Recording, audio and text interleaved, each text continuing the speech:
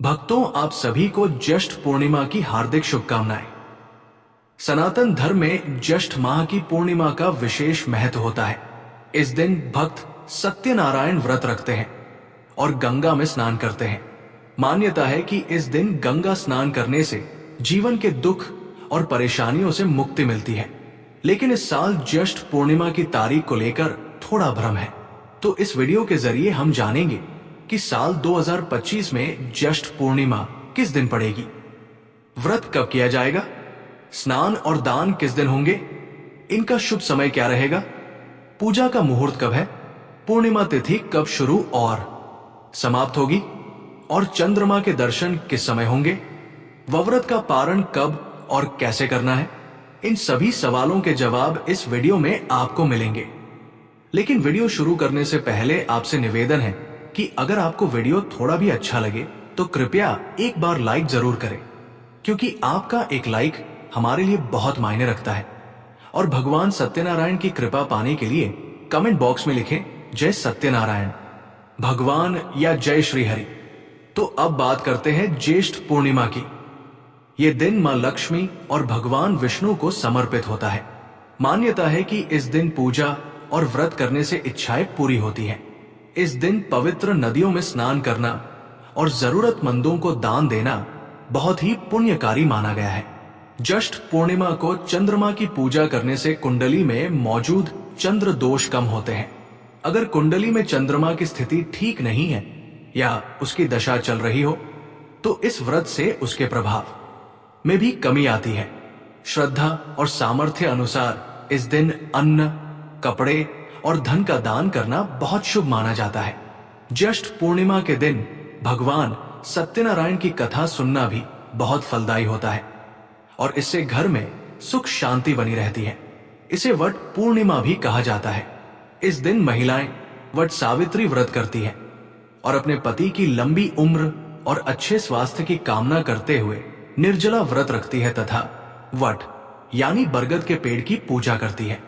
अब जानते हैं कि साल 2025 में ज्येष्ठ पूर्णिमा कब पड़ेगी, व्रत किस दिन करना है, स्नान और दान कब करना है और पूजा का शुभ समय क्या होगा, राहुकाल कब से कब तक रहेगा। इन सब की जानकारी भी आपको मिलती है। तो आपको बता दें कि इस वर्ष ज्येष्ठ माह की पूर्णिमा तिथि की शुरुआत 10 जून 2025 को सुबह 11 पर होगी और ये तिथि समाप्त होगी 11 जून 2025 को दोपहर 1:10 पर। इस आधार पर इस साल ज्येष्ठ पूर्णिमा का व्रत 10 जून 2025 को मंगलवार के दिन रखा जाएगा और इसी दिन वट पूर्णिमा व्रत भी मनाया जाएगा, जबकि स्नान और दान की पूर्णिमा 11 जून 2025 बुधवार को पड़ेगी। अब बात करें पूजा के शुभ समय की तो 10 जून को पूजा का अच्छा समय सुबह 8:02 से दोपहर 2:05 तक रहेगा। इसी दिन अभिजीत मुहूर्त सुबह 11:53 से दोपहर 12:49 तक होगा। इस दिन सूर्योदय का समय सुबह 5:23 रहेगा और चंद्रमा का उदय शाम 6:42 पर होगा। वही राहु काल दोपहर 3:50 से शाम 5:34 तक रहेगा। भक्तों, राहु काल में पूजा पाठ करने से बचना चाहिए। अब बात करते हैं स्नान और दान के शुभ समय की।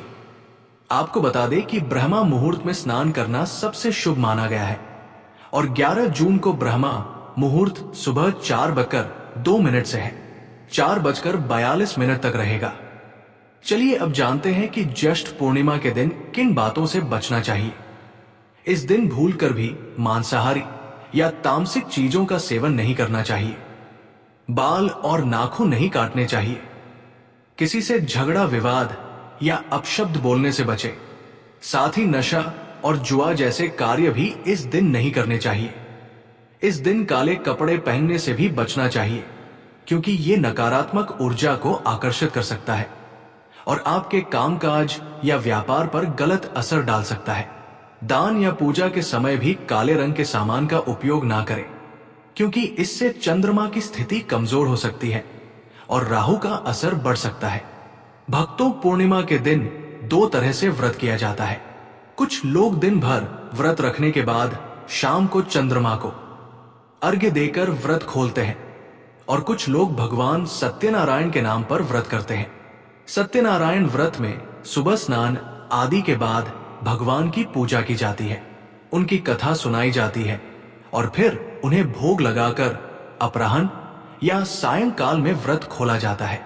दोनों व्रतों की विधि लगभग एक जैसी होती है और पूजा की सामग्री भी एक ही रहती है। चंद्रमा की पूजा की विधि भी इसी में सम्मिलित होती है। भक्तों, पूर्णिमा के दिन आपको सूर्योदय से पहले उठना चाहिए। अगर संभव हो तो गंगा स्नान करें और अगर ना कर सके तो घर पर ही गंगा जल से स्नान करके उसी फल की प्राप्ति कर सकते हैं। इसके लिए पहले स्नान वाली बाल्टी को अच्छी तरह धो लें, उसमें थोड़ा सा गंगा जल डालें और फिर उसमें शुद्ध जल भरें। स्नान करते समय हर हर गंगे का उच्चारण करें।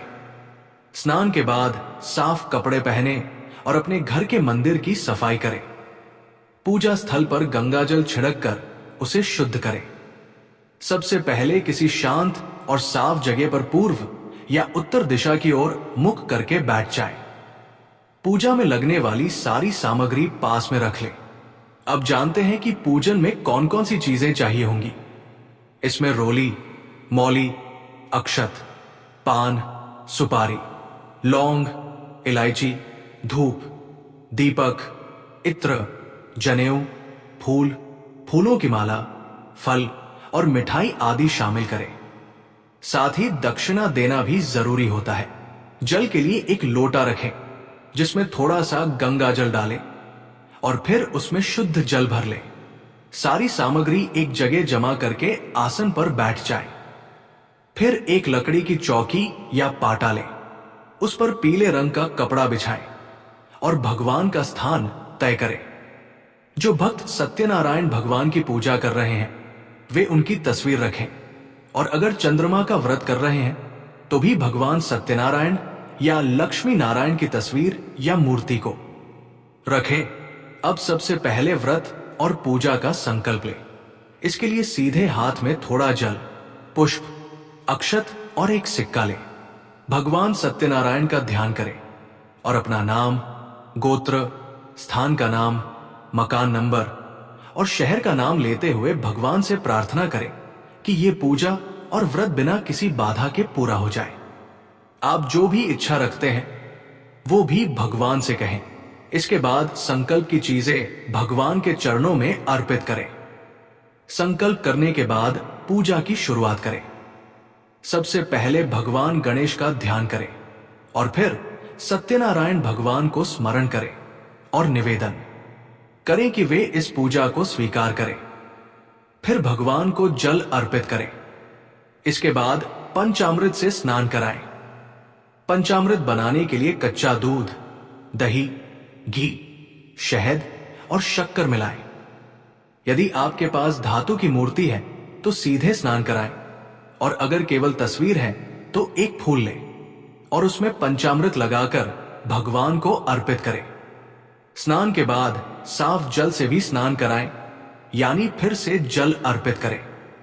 अब भगवान को वस्त्र के रूप में मौली का एक छोटा टुकड़ा अर्पित करें और जनेऊ चढ़ाएं। जनेऊ पर पहले रोली लगाकर तिलक करें। फिर शुद्ध घी का दीपक जलाएं और धूप दिखाएं। अब एक फूल या रुई में इत्र लगाकर भगवान को अर्पित करें। फिर रोली या चंदन का तिलक लगाएं, अक्षत चढ़ाएं और फूलों की माला भगवान को अर्पित करें। अब दीपक को बिना हाथ में उठाए हाथ से भगवान को दीप दिखाएं या फूल में धूप लगाकर उन्हें अर्पित करें। अंत में भगवान को भोग लगाएं, जिसमें फल, मिठाई, मिश्री, बताशा और खासकर पंचामृत और पंजीरी जरूर रखें। साथ में तुलसी का पत्ता रखना ना भूलें। भोग लगाने के बाद थोड़ा जल लेकर आचमन करें। फिर भगवान को पान के पत्ते पर 2 लौंग, एक इलायची और एक सुपारी रखकर अर्पित करें। इसके बाद अपनी श्रद्धा अनुसार भगवान को दक्षिणा अर्पित करें। फिर हाथ जोड़कर भगवान सत्यनारायण से प्रार्थना करें, हे प्रभु, हमारे इस व्रत और पूजा को स्वीकार करें। यदि कोई भूल हुई हो तो क्षमा करें। अपनी मन की इच्छा भी भगवान के सामने कहें। अब भगवान सत्यनारायण की कथा पढ़े या ध्यान से सुने। उसके बाद अगर संभव हो तो एक छोटा सा हवन करें। अब आरती करें और पूरे विधि विधान से पूजा को पूरा करें। फिर सभी लोगों को प्रसाद बांटें और अंत में स्वयं प्रसाद लें और फिर भोजन करें। ध्यान रहे कि पहले प्रसाद लें, उसके बाद ही भोजन करें। अब जानते हैं कि व्रत कब करना है और पूजा का शुभ समय क्या रहेगा, लेकिन उससे पहले समझ लेते हैं चंद्र अर्घ और पूजन की विधि। जब शाम को चंद्रमा उदय हो तब उसे अर्घ देना होता है। अर्घ देने के लिए एक लोटे में शुद्ध जल लें, उसमें थोड़ा कच्चा दूध मिलाएं, कुछ पुष्प डालें और थोड़े अक्षत भी मिलाएं। फिर ये जल चंद्रमा की ओर अर्पित करें और साथ ही ओम चंद्राय नमः मंत्र का जाप करते हुए अर्घ दें। अब धूप और दीप से चंद्रमा को पूजन करें और सफेद मिठाई का भोग लगाएं। फिर हाथ जोड़कर चंद्रदेव से अपने परिवार की सुख शांति और समृद्धि के लिए प्रार्थना करें। चंद्र पूजन के बाद आपका व्रत पूरा हो जाता है और अब आप व्रत का पारण करें। पहले प्रसाद ग्रहण करें और फिर फलाहार या सात्विक भोजन करें। पूर्णिमा के दिन चंद्रदेव से संबंधित चीजों का दान करना शुभ होता है। इस दिन चावल, चीनी, दूध, सफेद कपड़े, मोती या चांदी आदि का दान करें। तो दोस्तों, यदि ये जानकारी उपयोगी लगी हो तो कमेंट में जय सत्यनारायण भगवान जरूर लिखें।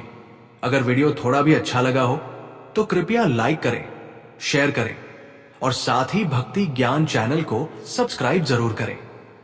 भक्तों, अगर आप धन संबंधी समस्याओं से परेशान हैं और मां लक्ष्मी तथा भगवान विष्णु की कृपा पाना चाहते हैं तो कमेंट बॉक्स में लिखें जय मां लक्ष्मी। कृपया हम पर और हमारे परिवार पर कृपा करें और हमारे सारे दुख दूर करें। और हां, हमारे भक्ति ज्ञान चैनल को सब्सक्राइब करना ना भूलें। धन्यवाद।